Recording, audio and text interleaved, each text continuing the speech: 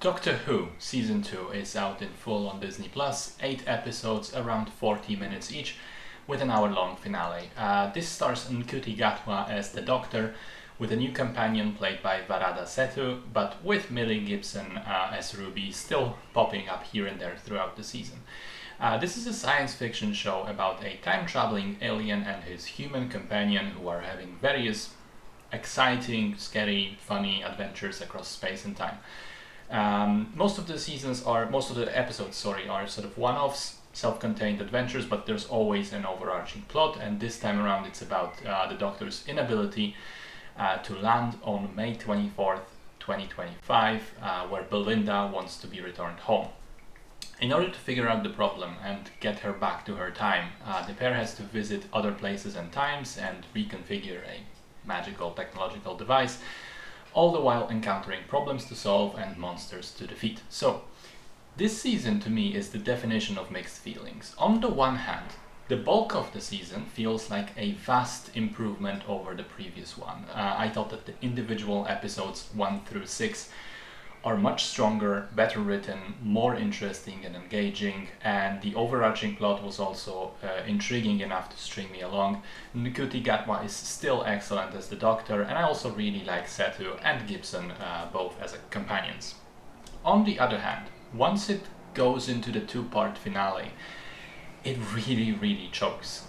First of all, it essentially repeats everything that I disliked about the season 1 finale. A sudden world-ending event with a powerful foe from the past that comes kinda out of nowhere very quickly, is hyped up to be super difficult to beat, turns out to be a giant CGI monster, and then is actually beaten in 5 minutes. The insistence of the showrunners to keep involving the entire unit crew is also something that I'm not a fan of, because half of them have nothing to do. They're just there to be set dressing, and it kind of feels like Avengers from Temu.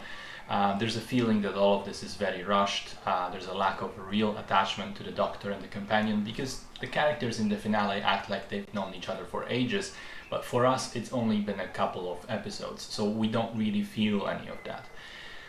And then perhaps even worse than that, the crisis is resolved and there's still 20 minutes left on the clock in the episode, and what they've done with those 20 minutes is clunky, strange, and honestly just kind of tiring and disappointing. I'm not going to spoil everything, but one of the previous Doctors shows up for a cameo, which, okay, fair, it's a nice scene, but did it need to be there narratively? Absolutely not. And then the Doctor suddenly regenerates, which has two huge problems. One is the identity of the new actor, which I think is absolutely absurd. But two, listen, I've seen a few of the regenerations now, and it's always been this big emotional moment because you were saying goodbye to the lead actor who has been there for a long time. But now Ncuti Gatwa has only had 2 8-episode seasons, and he's gone already.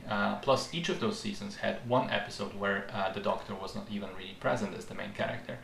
So effectively, 14 episodes, and that's it.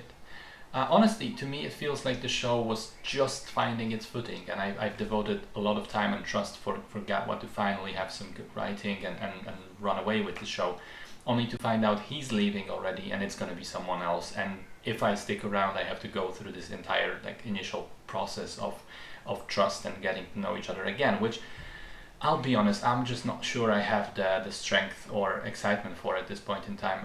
I don't think that anything that happens in this finale is a good choice from the writing or production perspective, and it kind of killed my interest in Doctor Who for now, just as I thought it was getting good again. So yeah, solid season, capped up with a bizarre finale that throws the entire future of the show into question.